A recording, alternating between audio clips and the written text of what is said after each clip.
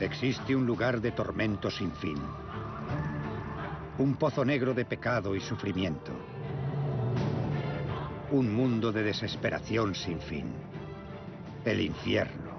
Una de las características del infierno es que uno mismo lo elige.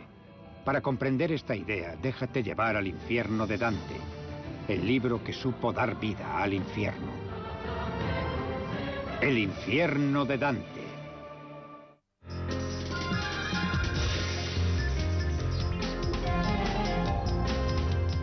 Grandes libros.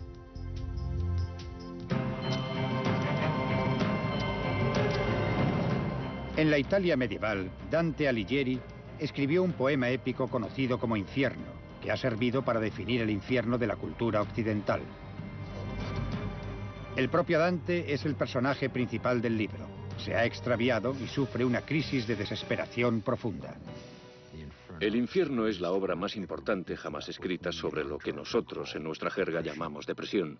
Dante la considera un pecado, su propio pecado, y trata de sobreponerse a ese estado mediante la contemplación de los tormentos que otros se infligen a sí mismos. El poema arranca en el bosque oscuro del error, un lugar que simboliza el pecado y la corrupción del alma de Dante. El espíritu de Virgilio, el gran poeta, le ayudará a abandonar los bosques y a emprender el camino de la salvación. Para Dante, Virgilio es un poeta modelo. Ha escrito sobre el infierno, sobre el Imperio Romano y de manera profética sobre el nacimiento de Cristo.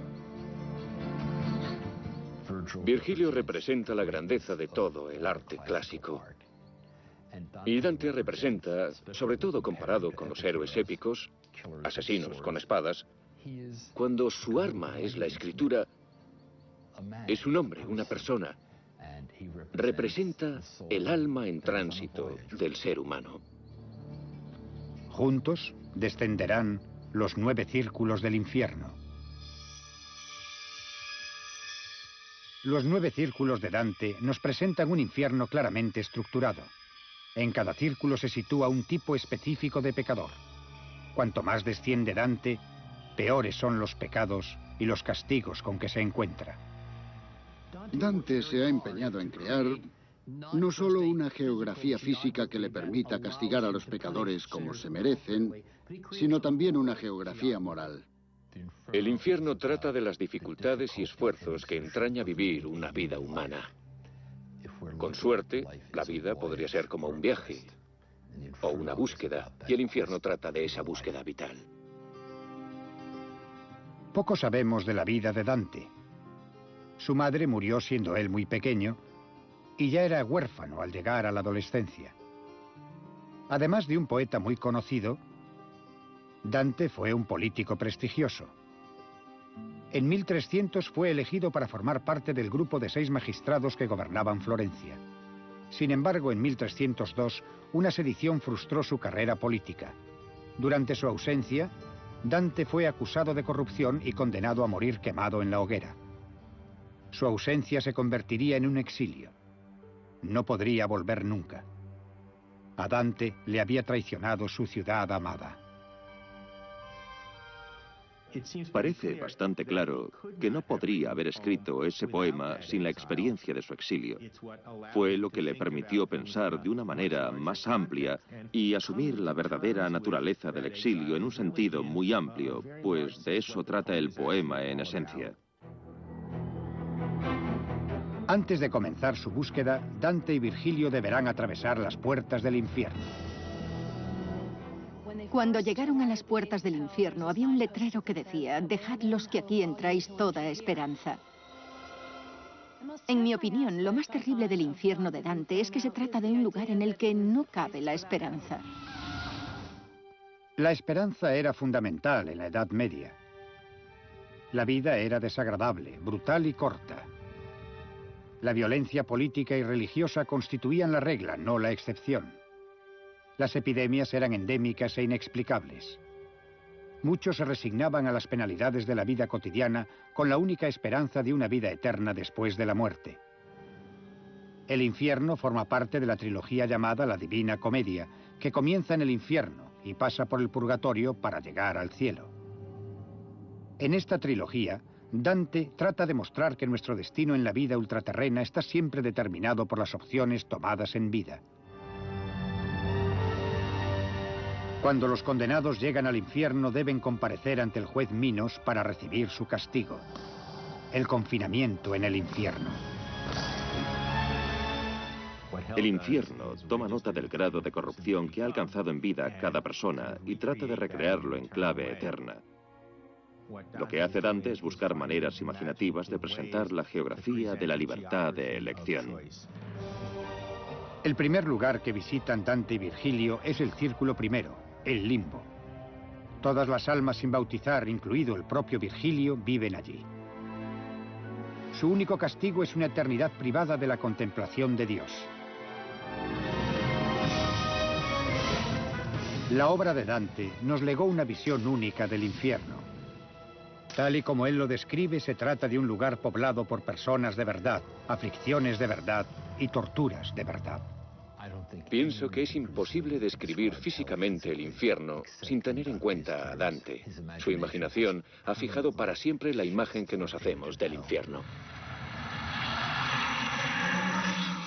Se han obtenido mejores resultados utilizando a Dante como fuente de inspiración que como objeto de imitación. Después de que Dante escribiese el infierno, los artistas comenzaron a ilustrar sus visiones. La famosa pintura de Miguel Ángel, El Juicio Final, estuvo inspirada por Dante. Para Dante, la Biblia era la fuente más fiable para conocer el más allá, aunque lo describiese de manera vaga y mística. ¿Qué haremos con el infierno? Dante desarrolló esas ideas y dotó al infierno de forma, tamaño y estructura. Todo pecado es, en último término, una violación de la ley de Dios y una negación de su gloria. Y en ese sentido, todos los pecados son uno, aunque sus efectos sean muy diferentes. Está claro que no tiene argumento. La Biblia es la fuente de inspiración más importante para Dante y para su visión. La historia del Éxodo en las escrituras hebreas describe un camino de liberación desde la esclavitud hasta la libertad. Dante reconstruye su propio viaje a partir de ese modelo, el viaje de un peregrino que parte del pecado para llegar a la redención.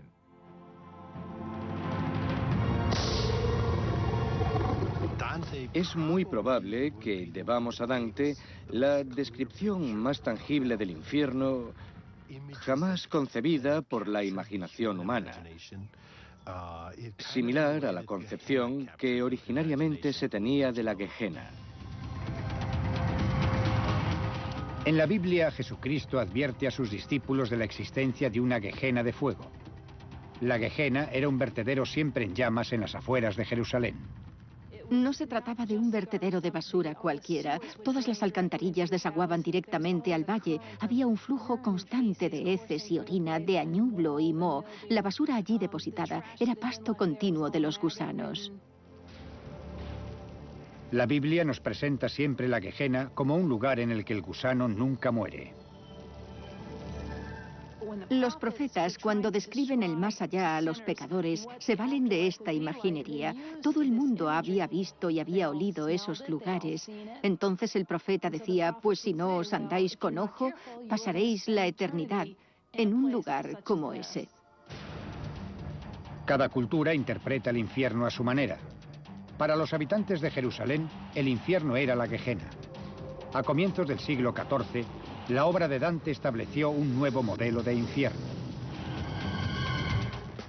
Dante escribió su infierno con un propósito concreto, y el propósito era persuadir a la gente para que viviese una vida mejor, ser conscientes de los propios vicios y cambiar lo necesario para eludir el infierno e ir al paraíso. Cada uno de los círculos infernales, si se observan con atención, está dedicado a vicios y crímenes que podría cometer cualquiera de nosotros. Dante escribió el infierno desde la fe católica, pero su visión va más allá de la doctrina de la Iglesia. Incluso prescindiendo de la parte teológica específicamente cristiana, hay una estructura moral consistente y de indudable aplicación universal. En cualquier lugar del mundo se reconoce la importancia del mensaje moral, la fuerza moral, la teoría moral de la obra de Dante. El viaje de Dante al infierno es una hazaña de tipo psicológico. Cuanto más se desciende, más difícil es eludir la presencia real del dolor y el pecado. Antes de salir al encuentro de Dios, debe familiarizarse con el mal en todas sus formas, lo que en cierto modo equivale a caminar con un espejo. Es lo que hacen los pecadores, mantener erguido un espejo para que Dante sepa en qué puede convertirse si no le da la espalda al mal. Se trata de un viaje de introspección que comienza en el bosque oscuro del error y culmina con la comprensión de la naturaleza del mal al final del viaje, cuando alcanza el fondo del infierno. El viaje continúa. Dante y Virgilio descienden al círculo quinto del infierno, donde Dante deja de ser un simple observador asustado. En el círculo de los iracundos y displicentes están los que pecaron de ira, los vengativos, condenados a pelear y a discutir en las orillas de la laguna Estigia. Los displicentes se esconden hundidos en el fango cubierto de aguas turbias.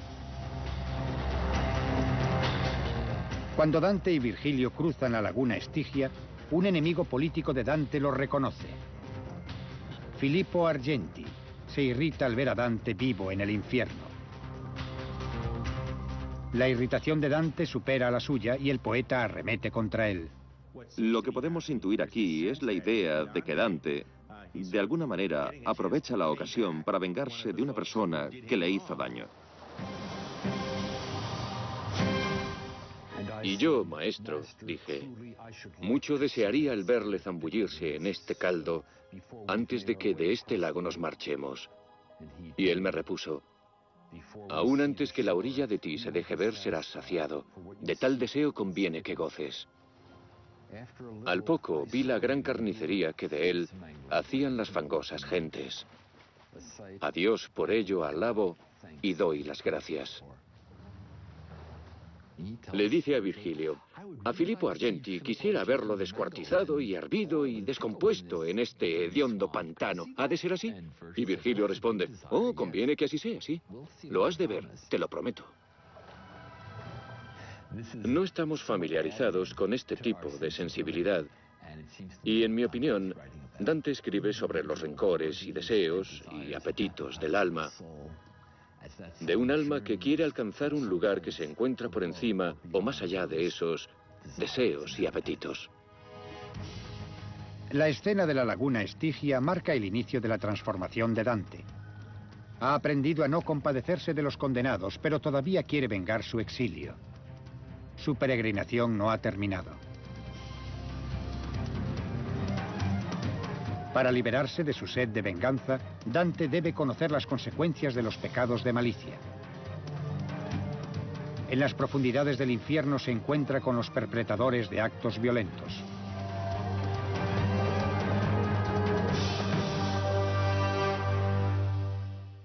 Dante Alighieri escribió El infierno pensando en un público lo más amplio posible. Quería que la gente se diese cuenta de que las opciones que tomamos en vida tienen consecuencias importantes.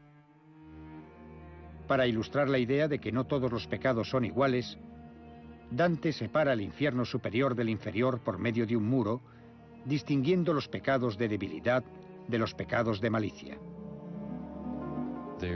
Hay pecados que tienen que ver con la debilidad humana, aquellas ocasiones en que nos dejamos llevar y caemos en el tipo de errores que no nos ayudan a madurar y tomamos el tipo de decisiones que pueden herir a otros por sus consecuencias, pero no hacemos daño a propósito. No queremos herir al prójimo de manera intencionada. Y hay otros pecados en los que sí existe una auténtica malicia. Se busca herir al prójimo por algún motivo que se justifica mentalmente. Dante y Virgilio atraviesan la laguna Estigia para entrar en la ciudad amurallada de Dite, en el infierno inferior. Al fin llegamos adentro de las altas fosas que vallan esa desolada tierra. Pensé que los muros eran de hierro. Incluso en el infierno es necesario recluir y vigilar a los culpables de los crímenes más violentos y repulsivos. Aunque Dante no había cometido la mayor parte de los pecados que aparecen en su poema, sí trata de encontrar un reflejo de sí mismo en los pecadores del infierno. Solo así puede tener la esperanza de eludir el destino eterno que le espera. En su itinerario para recuperar la conciencia desde la desesperación, Dante se apoya mucho en su guía, Virgilio. Virgilio pone a Dante cara a cara con su lado más oscuro, sus pecados y sus prejuicios erróneos. Solo así Dante podrá renacer a la luz del pensamiento verdadero. Dante necesita que Virgilio le guíe en todo el proceso, porque el escritor Dante piensa que nadie puede emprender la peregrinación en solitario, que es necesario un esfuerzo colectivo. Puedes tomar tus propias decisiones, pero sin un guía, no llegas nunca a tu destino. Dante quiere que su audiencia entienda que el pecado es una opción, y el precio de esa opción es la muerte del alma. ¿Por qué escogemos pecar y marchitarnos? Dante se hace la pregunta. Él dice, ¿quién va a cosechar tantos tormentos? Y en parte, la respuesta es nosotros mismos. Es posible interpretar el infierno como un aprendizaje que Dante impone a su voluntad. Quiere observar el espectáculo o la procesión de todos los castigos que se infligen las almas a sí mismas para encauzar su voluntad por un camino mejor. Antes de encontrar el camino del bien, Dante debe enfrentarse a la maldad en estado puro, al mismísimo Satán.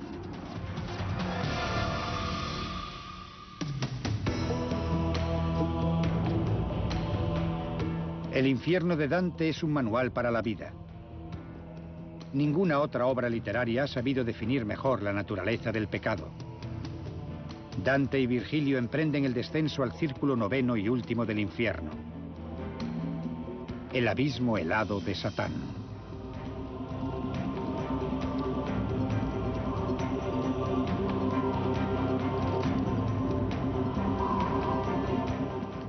El infierno es una carencia.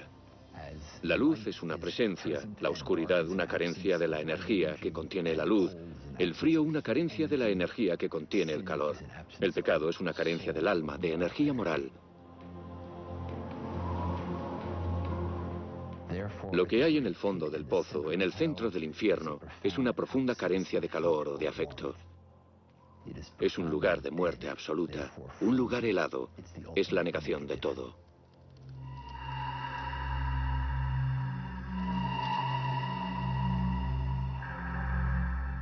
A veces utilizamos expresiones del tipo caliente como el infierno, y podríamos suponer que en el fondo del infierno hay calor y fuego, pero es exactamente lo contrario. Hay hielo, hace frío, porque es el punto más alejado de Dios. Y Dios arde de amor. Por tanto, el hielo y el frío representan el odio, mientras que en la simbología tradicional cristiana el fuego representa el amor.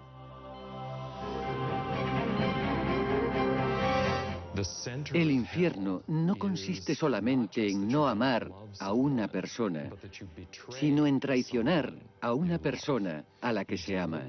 Se pervierte de manera deliberada la relación íntima con esa persona. Se le da la vuelta. Dante se ha liberado de los pecados de debilidad, malicia y engaño. Ahora está listo para enfrentarse al mal absoluto. Dis, o Satán, como es vulgarmente conocido, está helado hasta la cintura en hielo infernal. Mira, esa que ves es Dite, dijo, y es este el lugar en el que deberás proveerte de la virtud de la fortaleza. No me preguntes, lector, cuán helado y tembloroso me quedé al escuchar eso, pues hay cosas que no se escriben. Las palabras no serían suficientes. Satán no solo aparece como un ángel caído. Dante se lo imagina como una figura de 3 cabezas sobrecogida por la tristeza y el dolor, cubierta por un velo de lágrimas. Sus alas baten incesantemente, helando todo lo que tocan. Se trata de una inversión de la Trinidad. Si Dios es poder, sabiduría y amor, Satán es impotencia, ignorancia y odio. Y de la misma manera que vemos esa Trinidad invertida con 3 cabezas, podemos ver 3 pecadores, los traidores más emblemáticos del Imperio Romano, Bruto y Casio, y el principal y más inmediato traidor contra Dios, el hombre que traicionó a la encarnación de Dios, Jesucristo, y que no es otro que Judas. Dante vuelve a utilizar ese tema, el de la traición y el orgullo, en su infierno para demostrar que Dios no fuerza a las personas a pecar, ni tampoco el demonio, sino que las personas deciden pecar y que, en último término, todo pecado es un acto de orgullo. Dante quiere encontrar el camino que conduce a Dios. En su viaje ha descubierto ese camino.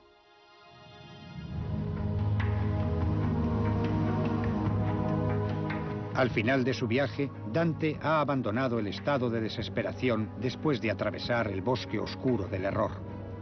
Ha visto reflejados sus propios pecados, se ha enfrentado a su propia maldad. Le espera una nueva senda.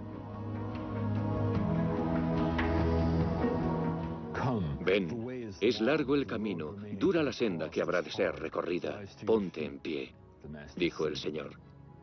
El sol ya ha salido.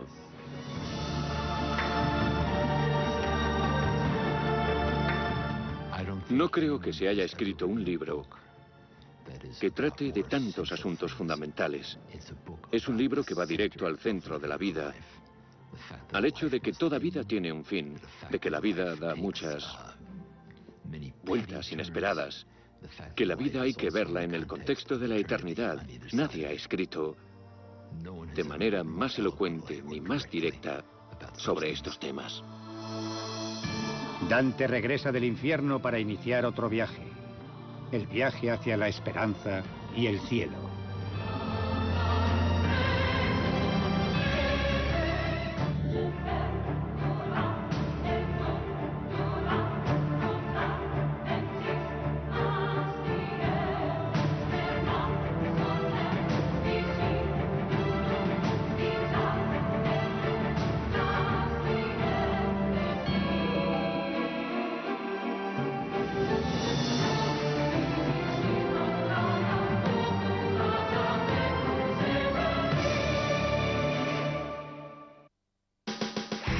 Después de ver grandes libros, El infierno de Dante habla sobre esto. Dante escribió: «Dejad los que aquí entráis toda esperanza».